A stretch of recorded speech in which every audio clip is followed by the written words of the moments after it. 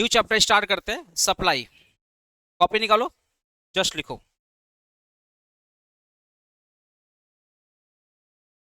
Supply. Upcoming upcoming classes क्या क्या है इको का देख लो, क्योंकि बहुत लिमिटेड क्लासेस है। अपकमिंग क्लासेस ऑफ इकोनॉमिक्स लिख लो कहीं पे, याद रहेगा।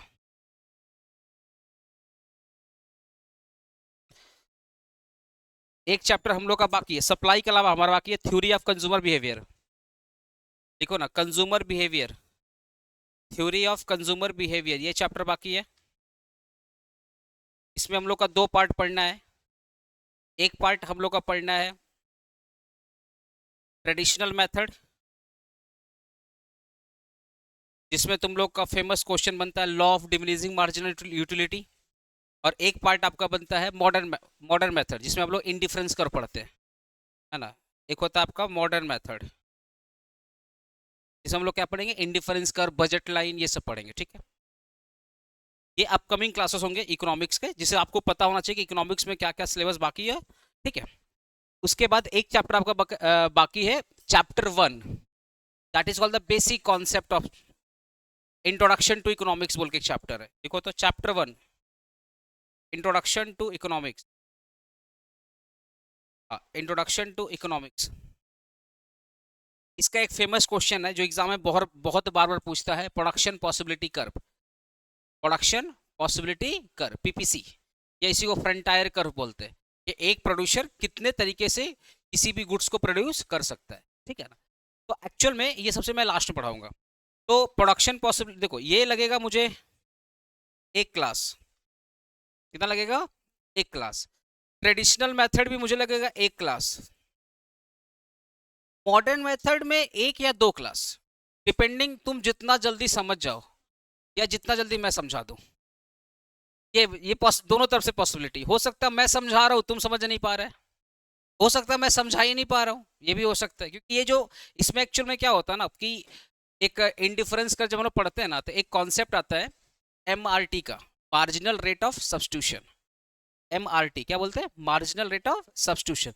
उसमें एक कॉन्सेप्ट आता है कि जैसे जैसे हम किसी गुड्स का कंजम्पशन करते हैं, तो हर एक यूनिट से मिलने वाला सेटिस्फेक्शन कम होते चला जाता है। तो एट द सेम टाइम हमारा जो सेक्रीफाइसिंग रेशियो होता है वो कम होता है। अब इस चीज को प्रूव करने में टाइम लग जाता है। बच्चा बोलता है आप जो बोल रहे हैं सब सही है, हम एग्जाम में लिख के चले जाएंगे, लेकिन हमको समझाओ हुआ कैसे। अब उसमें एग्जाम्पल दो। सपोज मम्मी रोटी खिला रही है, पहला रोटी खा के कैसा लग रहा है, होता ना, इस टाइप का एग्जाम्पल देना पड़ता है। तो अगर वो चीज़ समझ गया, तब तो ये एक दिन में खत्म हो जाएगा। फिर बजट लाइन समझने में टाइम नहीं लगेगा। तो मैं मान के चल रहा हूँ इसमें 2 दिन, इसमें मान के चल रहा हूँ एक एक दिन, इसमें एक दिन।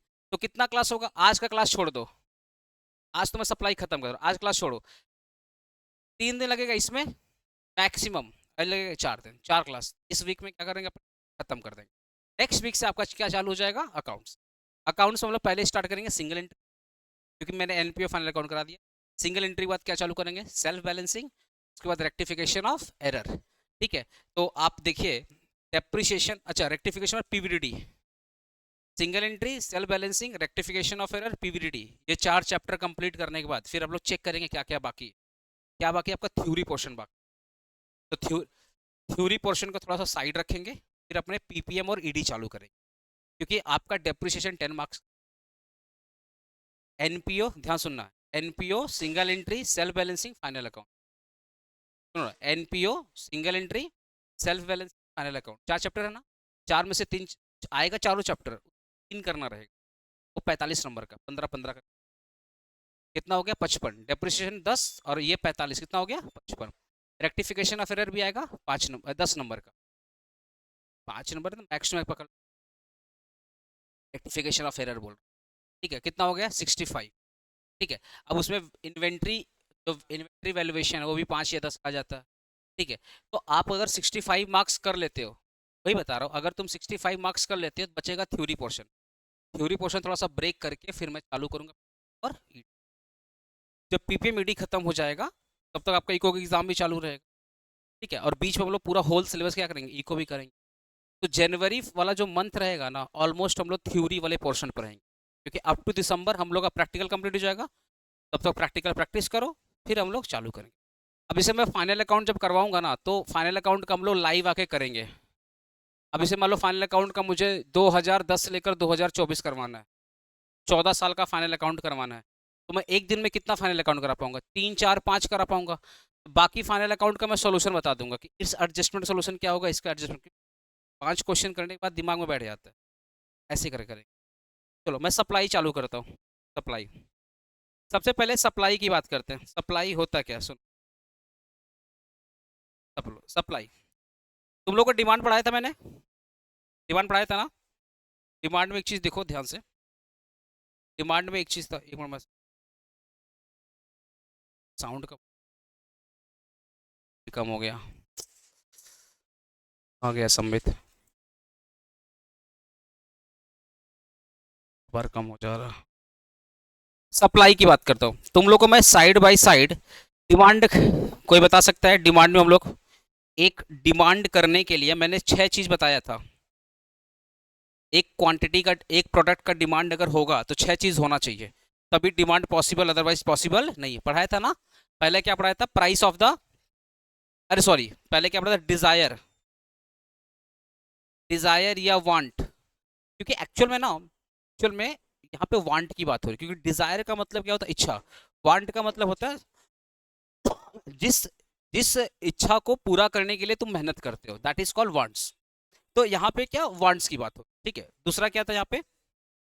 Purchasing power. तीसरा क्या था हमारा? विलिंगनेस टू पे। मैं शॉर्ट में लिख रहा हूँ, विलिंगनेस टू पे। उसके बाद अच्छा, इन तीनों को अपने क्या बोलते थे? नहीं ना, इन तीनों को अपने बोलते थे क्रिएशन ऑफ डिमांड। इसको क्या बोलते, याद है? इसको क्या बोलते थे? Creation of demand. फिर अपने एक्सप्रेस करते थे, एक्सप्रेस करते थे in terms of price, quantity, time period. यहाँ पे क्या था? प्राइस, क्या था? टाइम पीरियड, और फिर क्या था? यही नहीं पढ़ाए थे आप लोग ना? बेसिक थोड़ा देख लीजिएगा, यूट्यूब पे डाला, ठीक है। बेसिक सब पढ़ाया हो, डिटेल में पढ़ाया हुआ, यूट्यूब पे एक चीज़ डाला हुआ, जाकर देख लीजिएगा। सारा क्लासेस यूट्यूब पे अवेलेबल है, प्लेलिस्ट को फॉलो करना। अब एक चीज़ देखो यहाँ पे, ये डिमांड कौन करता है बोलो? डिमांड करता है कौन है? कौन डिमांड करता है? कंज्यूमर। मैं अभी सप्लाई को भी रिलेट करूंगा। तो एक कंज्यूमर डिमांड करने के लिए सबसे पहले कंज्यूमर के मन में क्या होना चाहिए? इच्छा, कि भैया हमको कोई सामान परचेज करना है या कोई सामान हमें कंज्यूम करना। अच्छा, सिर्फ वांट होने से हो जाएगा क्या? नहीं। उसके पॉकेट में क्या होना चाहिए? पैसा भी होना चाहिए, जाके वो परचेज कर पाए। इच्छा तो बहुत कुछ है। इच्छा तो ऐसा है कि अगर अपने एक्सपोज हो जाए, अगर अपना मन का बात बोल दे, तो बोलेगा तू इतना गिरा हुआ आदमी है, कुछ भी सोच लेगा, आया बस हमने। लेकिन उसमें क्या चाहिए अपने को? Purchasing power. लेकिन परचेजिंग पावर सबके पास है, पैसा सबके पास है। अगर पैसा सबके पास होता, क्या सब लोग खर्चा करता है? कंजूस का डेफिनेशन क्या है? कंजूस का डेफिनेशन क्या है? पैसा रखा है, चला पैसा रखा है पर खर्च नहीं कर रहा है, यही तो कंजूस है। तो भाई हो सकता है मेरे पास इच्छा भी है, हो सकता है मेरे पास पैसे भी हैं, पर खर्च करने का मन नहीं है। तो मेरे पास पैसे के साथ साथ पैसे को खर्च करने का मन भी होना चाहिए, विलिंगनेस टू पे। अगर आपके पास इच्छा है, आपके पास पैसे भी है और खर्च करने का मन भी है, इसका मतलब वो जो डिमांड है वो साइकोलॉजिकली, साइकोलॉजिकली आप करने के लिए रेडी है। इसको बोलते हैं क्रिएशन ऑफ डिमांड। फिर अपने शॉप में जाते हैं, शॉप में जाते हैं तो क्या बोलते हैं? भैया प्राइस क्या है, कितना सामान लेना है, क्वांटिटी बताते हो, और फिर बोलते हो अभी पैक कर दो, मतलब टाइम पीरियड। तो जब आप डिमांड को एक्सप्रेस करते हो कैसे? भैया चार चार पीस लेना है, कितना प्राइस होगा और अभी दे दीजिए। 4 पीस का मतलब किसकी बात हो रही? क्वांटिटी। अभी दे दीजिए मतलब टाइम पीरियड, और प्राइस पे करते हो ना, प्राइस, प्राइस। इसको बोलते हैं एक्सप्रेशन ऑफ डिमांड। क्या बोलते हैं? एक्सप्रेशन। और ऊपर का 3 क्या बोलते हैं? Creation of demand. आ जाते हैं सप्लाई। सप्लाई कौन करता है? सप्लाई कौन करता है? Obviously producer. कौन करता है? प्रोड्यूसर, या इसी को अपने क्या बोलते हैं? सप्लायर। प्रोड्यूसर या सप्लायर। अच्छा, एक प्रोड्यूसर को, एक प्रोड्यूसर को मान लेते हैं, एक प्रोड्यूसर, मान लेते हैं प्रोड्यूसर, अगर उसको कैलकुलेटर सप्लाई करना है, सबसे पहले उसके मन में क्या आना चाहिए? अगर एक प्रोड्यूसर को कैलकुलेटर सप्लाई करना है, उसके मन में सबसे पहले क्या आना चाहिए? डिजायर।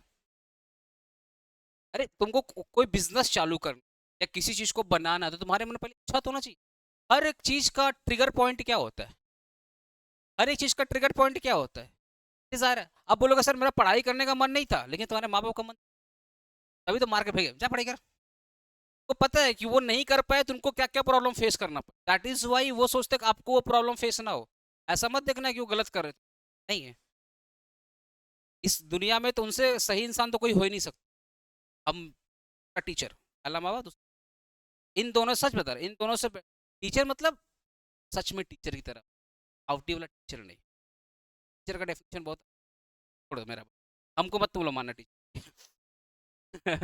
सुनो, तो एक प्रोड्यूसर है, एक प्रोड्यूसर है, उसके मन में पहले क्या होना चाहिए? डिजायर, कि कौन सा गुड्स प्रोड्यूस करना है, कौन सा गुड्स। यहाँ पे मैं लिख रहा हूँ नंबर 1, एकदम रिलेट करके लिख रहा हूँ, desire to produce, desire to produce.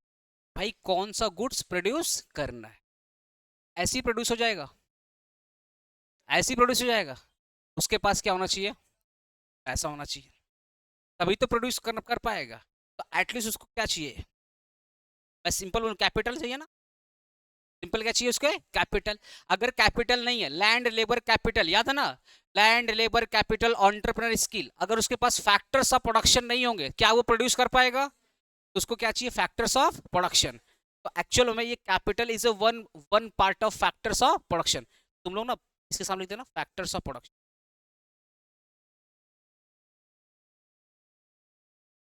क्या लिखते ना? Factors of production. अच्छा, मेरे पास लैंड है, लेबर है, कैपिटल, एंटरप्रेन्योर स्किल है, सब कुछ है, पर मेरा मनी नहीं, मेरा मन नहीं है। विलिंगनेस टू प्रोड्यूस, एक्चुअल में विलिंगनेस टू सप्लाई लिखना, यहाँ पे क्या लिखना? विलिंगनेस। ये देखो, जब तुम प्रोड्यूस करोगे तभी तो सप्लाई होगा। विलिंगनेस टू सप्लाई, यहाँ पे प्रोड्यूस जगह पे लिखना ना डिजायर टू सप्लाई।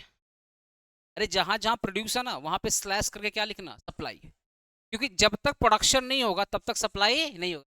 जब तक मैं क्लास स्टार्ट नहीं करूंगा तब तक मैं अपना सप्लाई कैसे दे पाऊंगा? तो डिजायर टू प्रोड्यूस या डिजायर टू सप्लाई, कैपिटल चाहिए। सप्लाई करने के लिए क्या चाहिए? कैपिटल चाहिए। फिर क्या चाहिए? विलिंगनेस टू सप्लाई या विलिंगनेस टू प्रोड्यूस।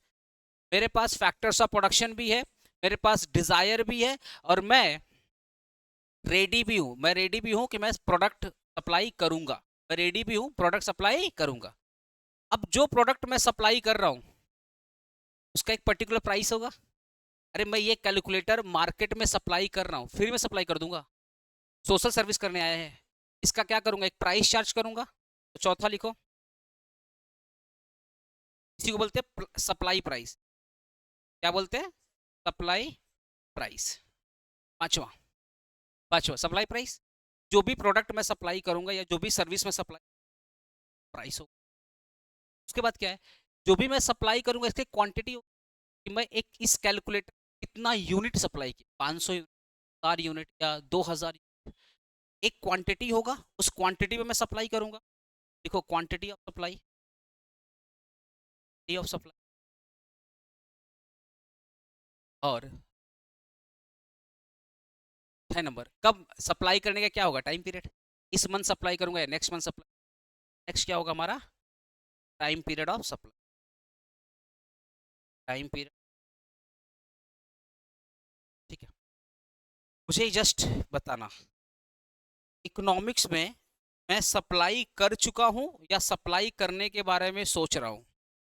बहुत बढ़िया, सप्लाई करने के बारे में सोच रहा हूं। अब डेफिनेशन सुनना, डेफिनेशन सुनना, और ये 6 पॉइंट को रिलेट करने की कोशिश। पहला डेफिनेशन, एक प्रोड्यूसर, ये हमारा प्रोड्यूसर, एक प्रोड्यूसर सप्लाई करने के बारे में क्या कर रहा है? सोच रहा है। एक प्रोड्यूसर सप्लाई करने के बारे में सोच रहा है, at a particular price, at a quantity, during a given period of time, during a given period of time. तो मैंने इकोनॉमिक्स का बुक दिया ना, इकोनॉमिक्स बुक में डेफिनेशन पढ़ो सप्लाई का, मेरे पास एक्चुअली सप्लाई है सब।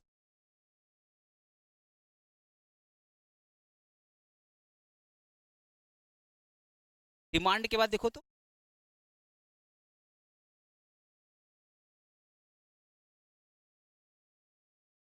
नहीं दिया। मैं एक बुक और दूंगा ना इकोनॉमिक्स का। ठीक है, डेफिनेशन लिखो तुम लोग, ठीक है डेफिनेशन लिखो। ठीक है, मेरा गलती है, लिखवा दे। देखो ना, डेफिनेशन ऑफ सप्लाई। मेरा गलती तुम लोग को बराबर याद रहता है, ऐसे ही है, सही बात है। 99% अच्छी बात है, वो ध्यान में नहीं रहेगा। एक तो गड़बड़ी। देखो तो, supply refers to, supply to quantity of goods and services. तो सप्लाई सिर्फ गुड्स का होगा क्या, सर्विस होगा ना? तो supply refers to quantity goods and, चलिए commodity. Supply refers to quantity of goods and service which a consumer which a producer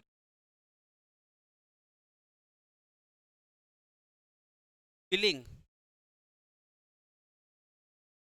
willing and able willing and able। अच्छा, ये जो कैपिटल था ना, फैक्टर्स ऑफ प्रोडक्शन है ना, इसी को बोलते हैं एबिलिटी। आप आपके अंदर एबिलिटी कब आएगी? जब आपके पास फैक्टर्स ऑफ प्रोडक्शन होंगे। आपके पास लैंड नहीं है, आपके पास लेबर नहीं है, आपके पास कैपिटल नहीं है, आपके पास एंटरप्रेन्योर स्किल नहीं है, डिसीजन मेकिंग नहीं है, रिस्क लेने की कैपेसिटी नहीं है, भैया इसको बोलते हैं खाली सोचते रहो, सप्लाई नहीं करो। क्या बोलते हैं, ख्वाबी पुलाव ना। हाँ वही, बस पकाओ बैठ करके। ना तुम्हारे पास लैंड है, ना लेबर है, ना कैपिटल है, ना डिसीजन मेकिंग कैपेसिटी, ना तुम रिस्क ले पा रहे हो, तो तुम सप्लाई नहीं कर पाओगे। ये जो मैंने लिखा ना, ये जो मैंने लिखा ना, capital factors of production, actual में क्या है, एबिलिटी ऑफ द सप्लाई। एक प्रोड्यूसर उसके अंदर एबिलिटी होनी चाहिए। तो एबिलिटी कैसे आएगी? जब उसके पास कैपिटल होगा, लैंड लेबर कैपिटल होगा, तभी तो कर पाएगा, अदरवाइज नहीं कर पाएगा। ठीक है ना, एबिलिटी, एबिलिटी,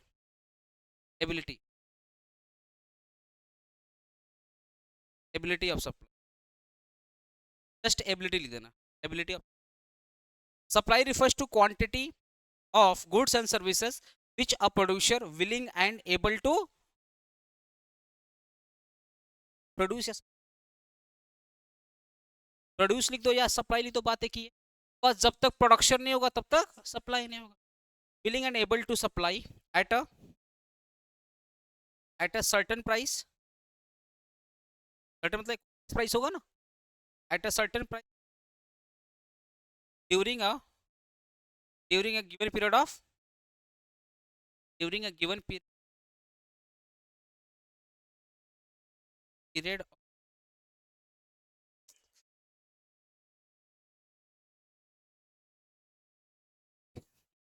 अरे नहीं, सेम टू का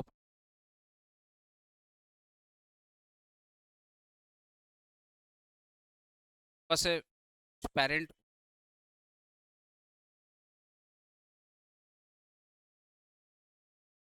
2017 का गाँव गए, कहीं भी नहीं मिलता गाँव जाने, तो कोई पहचान भी नहीं पाएगा। आया था इतना, अभी जा रहा गेंडा बन के। अब देखो, सप्लाई डेफिनेशन क्या है? Supply refers to quantity of goods and services which a producer willing and able to supply at a certain price during a given period of time. एक बार मैच करते ना, तो अपने 6 लिखे हैं ना। हाँ हाँ, वही तो क्वांटिटी।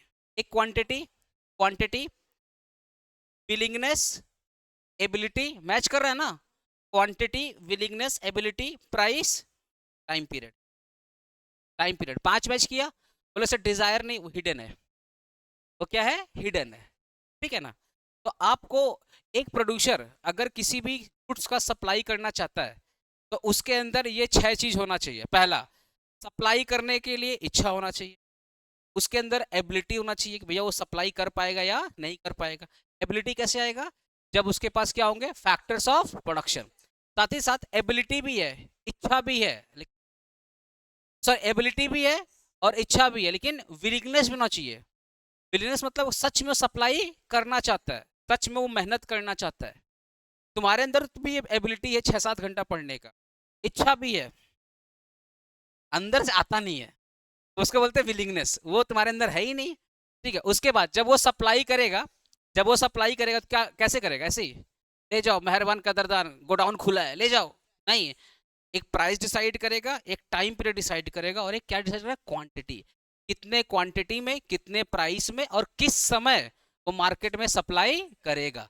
अगर ये 6 चीज कंप्लीट है तब जाकर उस सप्लाई बोलेगा, और सप्लाई नहीं। चलो डिसाइड करना सप्लाई हो रहा है कि नहीं हो रहा। चलो डिसाइड करना, डेफिनेशन तुम्हारे सामने है, डिसाइड। ठीक है, मैं बोलूं? मैं तुम लोग को अकाउंट्स पढ़ाने वाला हूँ, सप्लाई है, बोलना।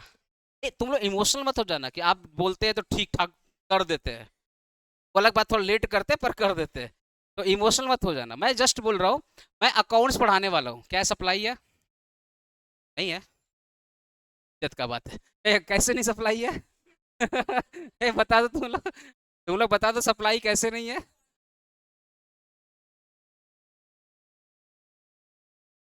24 घंटा थोड़ी पढ़ाऊंगा, 1 घंटा 2 घंटा।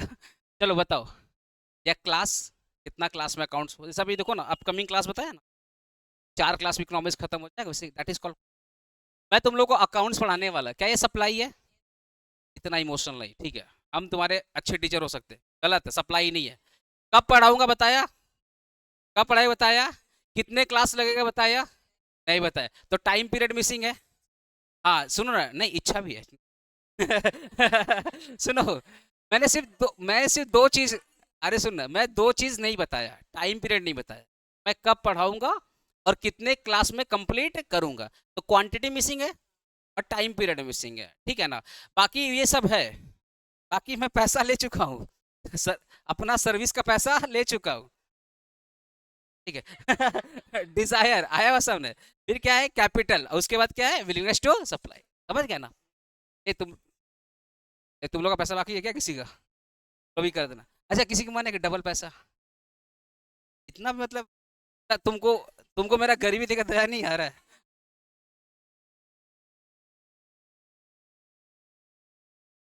15 रुपए का कॉफी है, उससे तुम मेरा,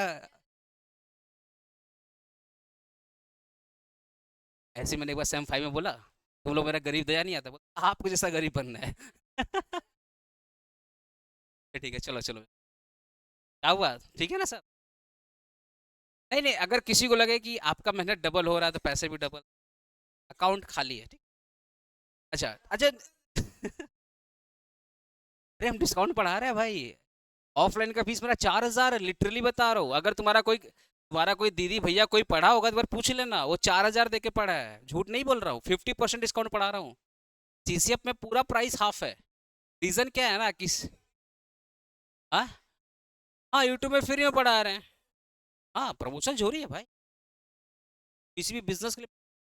चलो, अच्छा एक चीज बताओ ना, एक एग्जांपल और दे रहा हूँ।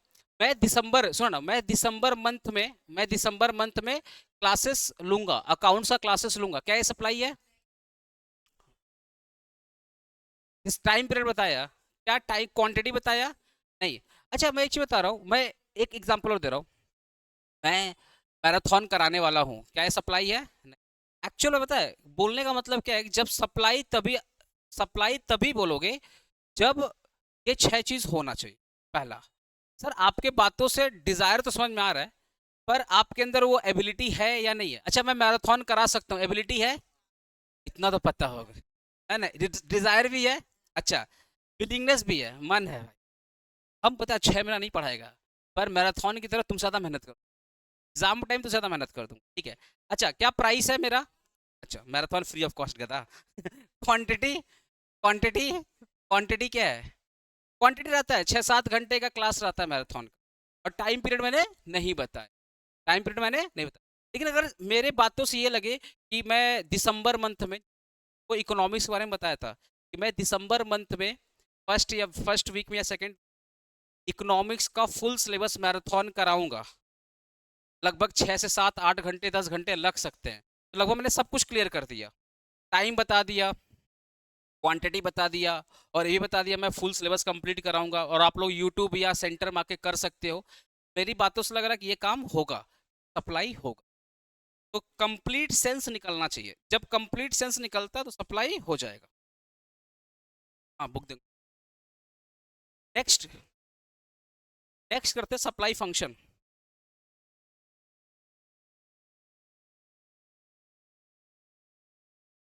सप्लाई फंक्शन, सप्लाई फंक्शन छोड़ करके ना थोड़ा सा एक लाइन लिखो, डिटरमिनेंट्स ऑफ सप्लाई।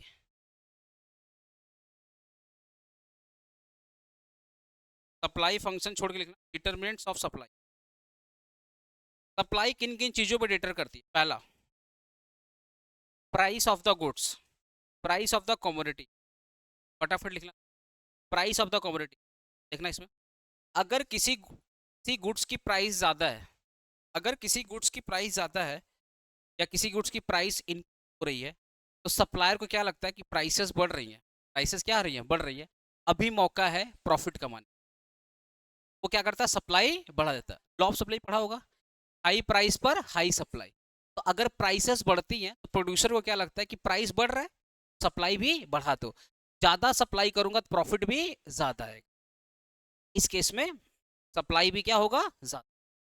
एंड अगर प्राइस कम हो रही है तो प्रोड्यूसर भी क्या करता है, सप्लाई को कम कर देता है। और इसी को अपने क्या बोलते हैं, law of if other thing remaining. अभी मैं लॉ ऑफ सप्लाई और अच्छे से एक्सप्लेन, ठीक है। नेक्स्ट लिखो, ये हो गया प्राइस ऑफ कमोडिटी। फिर क्या लिखोगे, cost of production, cost of production. इसके बारे में पढ़ना तुम लोग। देखो, पहले ना कहाँ की, पहले पहले मैं इसको बनाता था मान लो 100 रुपया में, तब बनाता था, लेकिन अब ये बनता है 150। मेरे को 50 रुपया एक्स्ट्रा इन्वेस्ट करना। पहले मैं एक कैलकुलेटर 100 में बनाता था, अब एक कैलकुलेटर को बनाने में मेरे को 150 रुपया, मतलब 50 रुपया एक्स्ट्रा। भाई मेरा बजट तो ज़्यादा लग रहा है ना। जब मेरा बजट ज़्यादा लग रहा है, एक्चुअली मेरा बजट ज़्यादा लग रहा है, क्यों लग रहा है, क्योंकि कॉस्ट ऑफ प्रोडक्शन बढ़े। कॉस्ट ऑफ प्रोडक्शन कब बढ़ता है, जब हो सकता है कि इस कैलकुलेटर को बनाने में जो रॉ मटेरियल है, या जो टेक्नोलॉजी है, या जो इंजीनियर इसको बना रहा है, उनका पेमेंट बढ़ गया।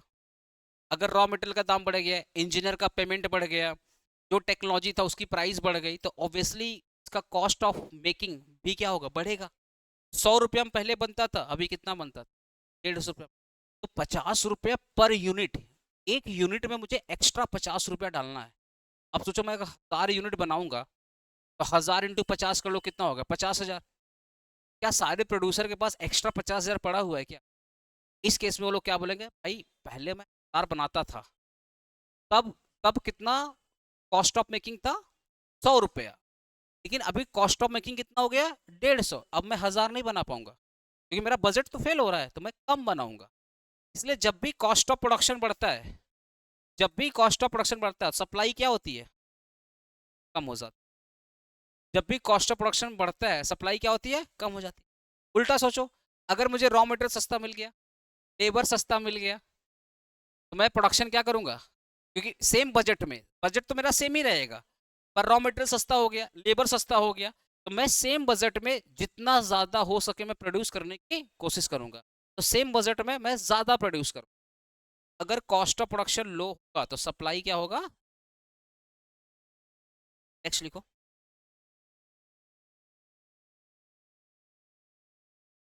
लिखो टेक्नोलॉजी, टेक्नोलॉजी लिखो। अब मुझे बताओ ना, अगर एडवांस टेक्नोलॉजी होगा, अगर टेक्नोलॉजी एडवांस होगा, अगर टेक्नोलॉजी एडवांस, आपको तो एडवांस टेक्नोलॉजी क्या करती है, एडवांस टेक्नोलॉजी कम खर्चे में ज़्यादा प्रोड्यूस करती है, कम खर्चे में ज़्यादा प्रोड्यूस करती है, कम टाइम में ज़्यादा। आप किसी को एडवांस टेक्नोलॉजी कब बोलोगे, जब वो इफेक्टिवली और इफिशिएंटली दो काम करे। किसी भी टेक्नोलॉजी का एडवांस कब बोलोगे, जब वो इफेक्टिवली भी और इफिशिएंटली। इफेक्टिवली समझता ना, कम टाइम में ज़्यादा प्रोड्यूस कर रहा है, इफिशिएंटली मतलब कम खर्चे में प्रोड्यूस कर रहा है। तो कोई भी टेक्नोलॉजी अगर इफेक्टिव है और इफिशिएंट है, इसका मतलब वो कम टाइम में और कम खर्चे में ज़्यादा प्रोड्यूस कर रहा है। तो एडवांस टेक्नोलॉजी की वजह से प्रोडक्शन ज़्यादा होगा, तो सप्लाई भी ज़्यादा। और अगर टेक्नोलॉजी आउटडेटेड है, आउटडेटेड है, इस केस में क्या होगा, स्लो प्रोडक्शन होगा, तो सप्लाई भी क्या होगा, तो advance technology leads to higher production, leads to greater supply, higher supply, and vice versa. Vice versa मतलब उल्टा, एंड वाइस वर्सा मतलब DICEERS। नेक्स्ट लिखो गवर्नमेंट की पॉलिसी। गवर्नमेंट की पॉलिसी सुनो, अगर गवर्नमेंट टैक्स कम करता है, अगर गवर्नमेंट टैक्स कम करता है, मैं तुमको एक बिगेस्ट एग्जांपल दे रहा हूँ, तुम लोगों को पता नहीं है। तुम लोगों का फीस कितना है ऑफलाइन का? 2000 रुपये बोलता है ना। 2000 रुपया गवर्नमेंट, 2000 रुपया तुम लोग उसमें फीस। गवर्नमेंट बोलती है अभिषेक पांडे इस 2000 में ना 18% का लगा दो जीएसटी। 2000 में क्या करते हो? 18% लगा दो जीएसटी। ऑब्वियसली फीस का दाम कितना हो जाएगा? एक बार कैलकुलेटर में 2000 का 18% 60। इस केस में फीस कितना हो जाएगा? 2300। कितना हो जाएगा? 2360। 2000 में प्लस 18% कर लो, 2360 रुपया फीस हो जाएगा। बट आप बताओ ना, मैं आपसे लेता कितना हूँ? 2000। ये जो 18% का मैंने जीएसटी नहीं लिया,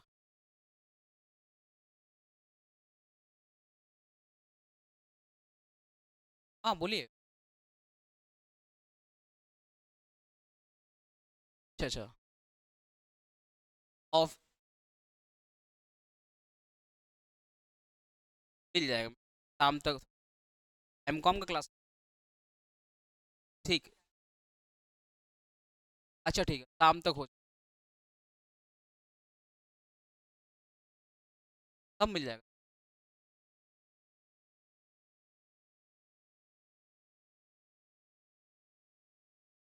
एजूम नहीं है यार, रियल एग्जांपल दे रहा बात, झूठ थोड़ी बोलूंगा। तो गवर्नमेंट क्या बोली? 18% लगा दो जीएसटी। अब एक्चुअल में जीएसटी का दो स्कीम होता है, एक इसको बोलते हैं रेगुलर स्कीम। इसको क्या बोलते हैं? Regular scheme. एक होता है कंपोजिट स्कीम। क्या होता है? कंपोजिट। मैंने क्या किया, मैंने बोला, मैं सच बता रहा हूँ, दिल का बात बता रहा हूँ, मैंने सोचा यार 2000 फीस रखूंगा। देखो 2000 मैं चार्ज कर रहा हूँ इस मंथ का। बिलीव कर, एक सेंटर को चलाने के लिए बहुत एफर्ट है। तुम लोगों को विश्वास अगर नहीं होता ना, तो कभी एक दिन मेरे साथ गुजारना कैसे काम होता है। एक बुक बनाने में इतना स्ट्रेस लगता है, इतना कंटेंट। कंटेंट तो देखो, कंटेंट के बुक छपा देना नहीं, सारे कंटेंट को मैं बैठ के रीड करता हूँ। एक एक लाइन बैठ के मैं रीड करता हूँ, तब जाके बुक बनता है। कितना सारा बुक हम लोग प्रोवाइड करते हैं। तो इस, अब मेरे को लगा यार 18% में अगर स्टूडेंट से, तो दो प्रॉब्लम। पहला प्रॉब्लम क्या है? ये 18% स्टूडेंट के लिए क्या बर्डन है। दूसरा क्या, मार्केट में अगर 360 रुपया मेरा एक्स्ट्रा फीस होता है, मे बी कंपटीशन, एक कंपटीशन बोल की चीज़ होती है ना, फीस ज़्यादा होगा तो बाकी टीचर के पास स्टूडेंट ज़्यादा जाएगा। बिकॉज ये मैटर करता है, लिटरली मैटर करता है। प्राइस बहुत सेंसिटिव चीज़ होती है। कभी कभी तो ये भी होता है कि आप अच्छा पढ़ाते हैं ठीक है, बट आपका फीस इतना ज़्यादा हम अफोर्ड ही नहीं कर, हम उनके पास जाएंगे जो भाई हमारे लेवल में, जो हमको हम अफोर्ड कर पाए। प्राइस भी होता है। तो मेरा एक इंटेंशन था शुरू से, मेरा एक स्लोगन था, प्राइस को लो रखो और बेस्ट बेस्ट देने की कोशिश करो। अब बेस्ट मैं दे पा रहा हूँ कि नहीं दे पा रहा हूँ वो अलग बात है, बट मेरा इंटेंशन है बेस्ट देने, ठीक है। तो मैंने क्या किया, ये 18% कट किया।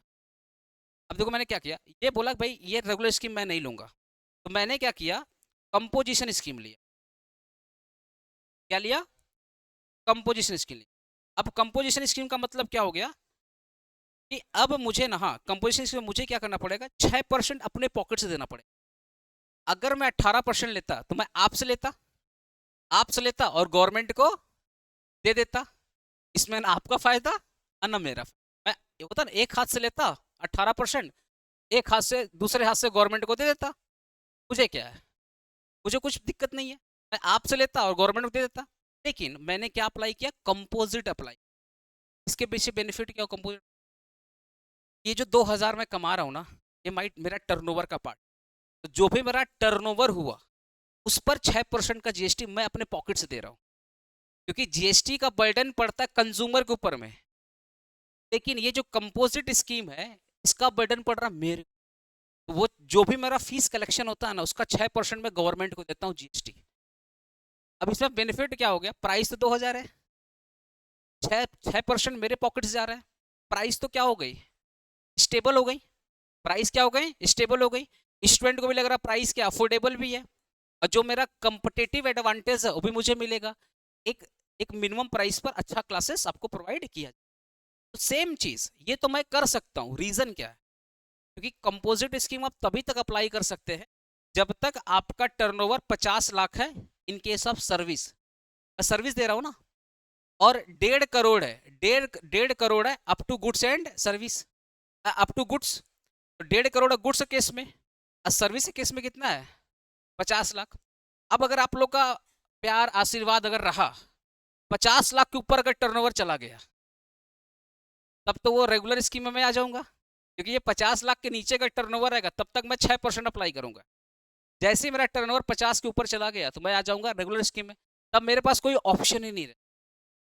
इसलिए पता, जो जैसे आप सीएमए क्लासेस लिए होंगे, लिए ना, सीएमए क्लास लिए हो, ग्रुप 1 का नहीं लिए हो, इन फ्यूचर आप सीएमए क्लासेस लोगे तो जितने भी टीचर वगैरह होंगे देखना 18% ऐड करके देंगे। रीजन क्या है, सीएमए का एक एक ग्रुप का फीस होता है 25,000 30,000, एक एक ग्रुप का फीस क्या होता है 25,000 30,000, और बड़े बड़े टीचर तो हजार हजार बच्चे पढ़ाते हैं, उनका जो टर्नओवर होगा 50 लाख के ऊपर चला जाएगा, तो वो 18% उनका मजबूरी है चार्ज करना।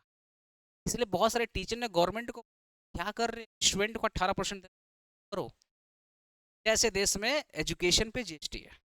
अब इसके ऊपर गवर्नमेंट टर्क देती है, प्राइमरी स्कूल का बच्चा को तो नहीं लेते, गवर्नमेंट कॉलेज का तो नहीं, पढ़ा लो।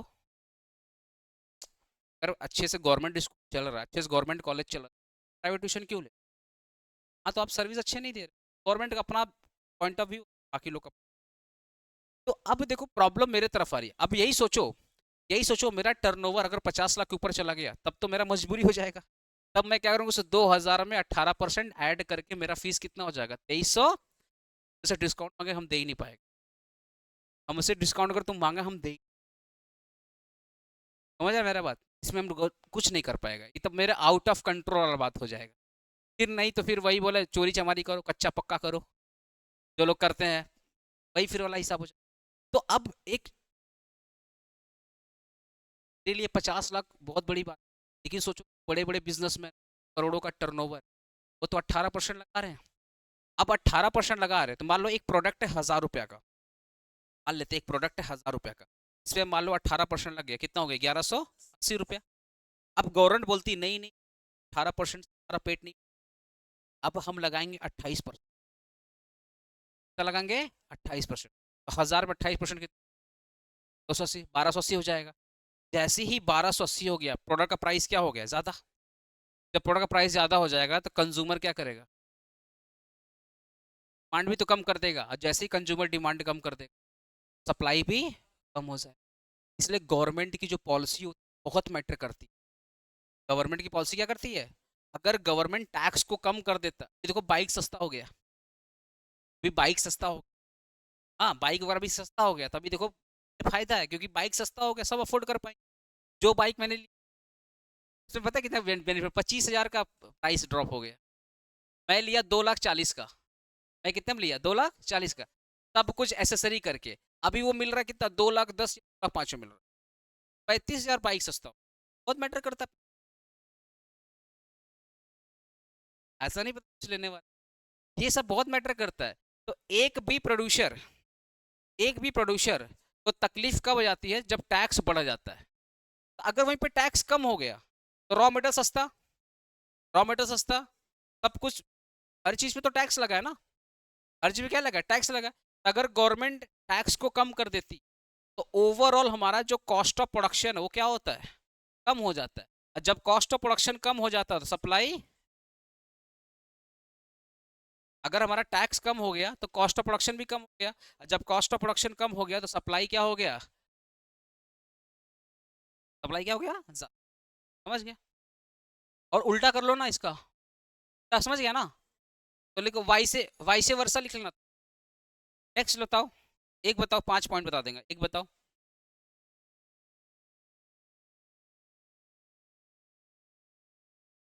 देखो ना, number of producer, number of producer the market, number of the, अगर एक मार्केट में नंबर ऑफ प्रोड्यूसर ज़्यादा है तो उस मार्केट की सप्लाई भी क्या होगी, एक मार्केट में अगर नंबर ऑफ प्रोड्यूशन ज़्यादा है, नंबर ऑफ प्रोड्यूशन ज़्यादा है, तो उस मार्केट की सप्लाई भी क्या है, ज़्यादा हो जाएगी।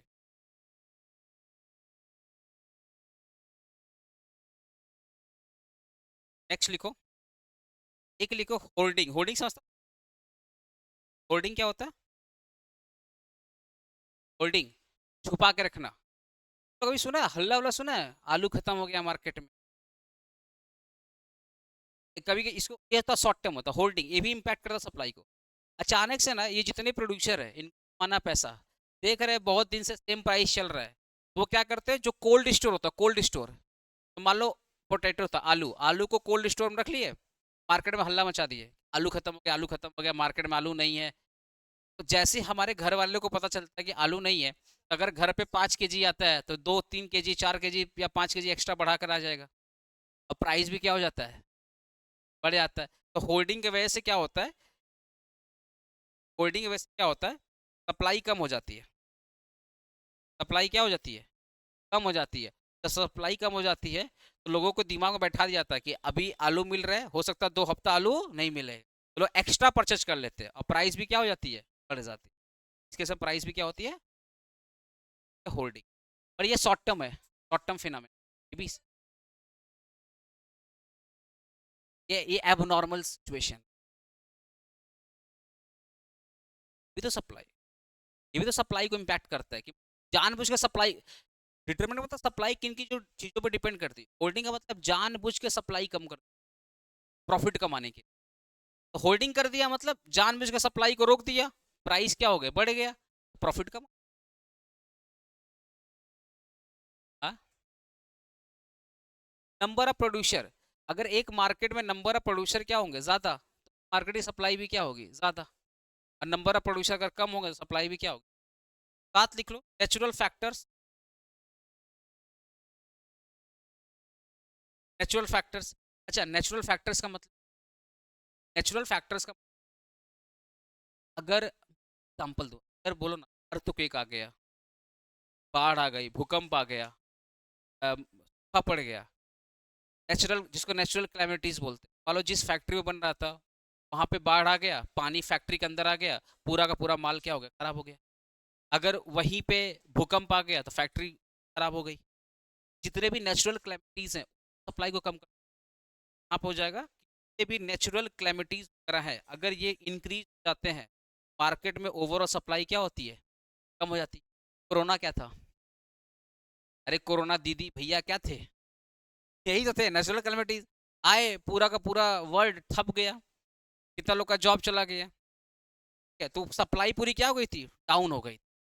ये भी एक फैक्टर होता है, नेचुरल फैक्टर। एक्चुअली तुम तबियत खराब, रीजन क्या, क्लास ले रहा था, मैं सोचा नहीं कि अच्छे से हफनी बोल, हफनी बोलते बोलते थक जा रहा है, तो अभी ना कम ही पढ़ाऊंगा, पता नहीं क्या दिख, नहीं